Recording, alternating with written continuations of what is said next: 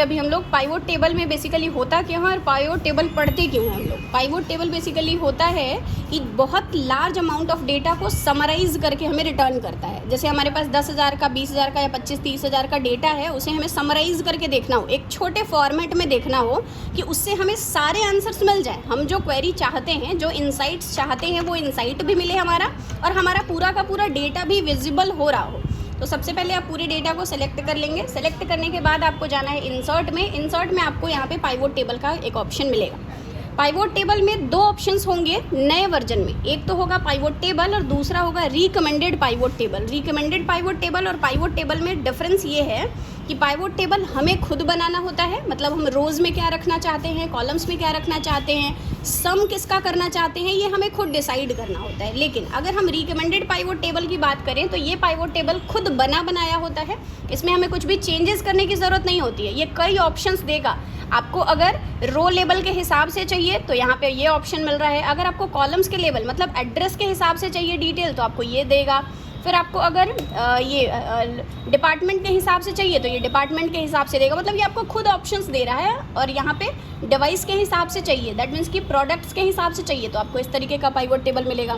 मतलब हर ऑप्शन आपको मिला हुआ है कि किस टाइप का समराइज करके डिटेल आपको चाहिए, आप उसको सेलेक्ट करिए, ओके करेंगे, वो पाइवोट टेबल आपको यहाँ पर बना करके मिल जाएगा।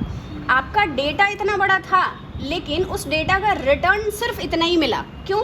अकाउंट्स कई बार रिपीटेड था, HR कई बार रिपीटेड था, मार्केटिंग कई बार रिपीटेड था और सेल्स भी कई बार रिपीटेड था। ये आपको पूरा उसका समेशन फॉर्मेट मिल गया। अब ये तो था बना बनाया फॉर्मेट। अगर हमें खुद से बनाना हो पाइवोट टेबल तो हम उसके लिए क्या करेंगे, डेटा को सेलेक्ट करेंगे, सेलेक्ट करके इंसर्ट में जाएंगे और यहाँ से रिकमेंडेड ना लेकर के हम पाइवोट टेबल को चूज़ करेंगे।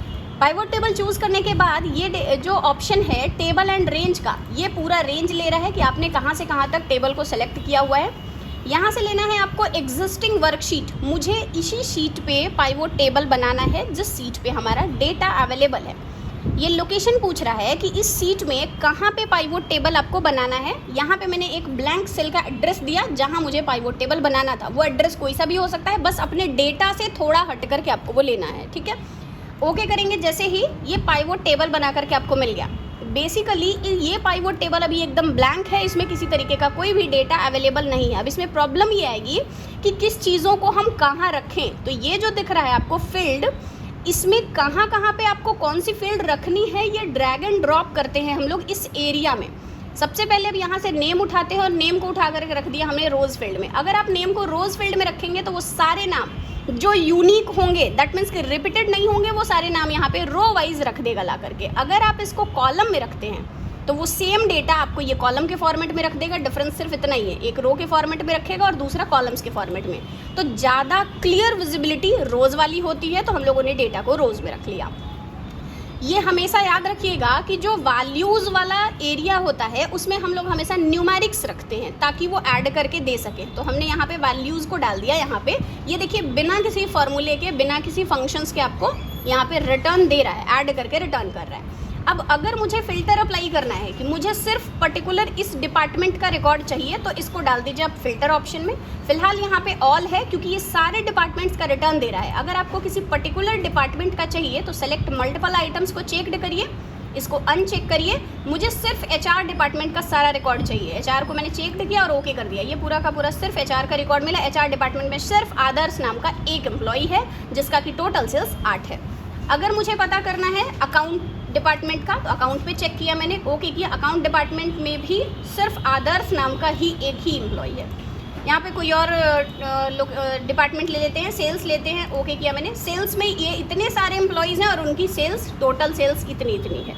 ठीक है, अगेन अगर मुझे लोकेशन वाइज डिटेल को फिल्टर करके चाहिए आंसर तो लोकेशन को ले आकर के फिल्टर में रख देंगे। अब यहाँ पे फिलहाल ऑल दिख रहा है, मुझे लोकेशन वाइज चाहिए तो मैंने इसको फिलहाल ऑल चेक किया। लोकेशन पे आते हैं, इसको अनचेक करेंगे, सेलेक्ट मल्टीपल आइटम्स। अब कहाँ का लोकेशन का आपको रिकॉर्ड चाहिए, मैंने यहाँ पे मान लीजिए वाराणसी सेलेक्ट किया और यहाँ से ओके कर दिया। ये सारे के सारे वाराणसी वाले रिकॉर्ड्स हैं जिसमें कि इतने सेल्स हुए हैं। ठीक है, मतलब आपको उतने बड़े से डेटा में जो आंसर आपको फॉर्मूलाज लगा के अप्लाई करना पड़ता। आप लोगों ने पढ़ा होगा सम इफ्स, काउंट इफ्स। कंडीशंस के बिहाफ पे हमें सम करना होता है कि वाराणसी का आदर्श का सेल बताओ, तो आपको उसके लिए सम इफ का फंक्शन अप्लाई करना पड़ता या तो सम इफ्स लगाना पड़ता।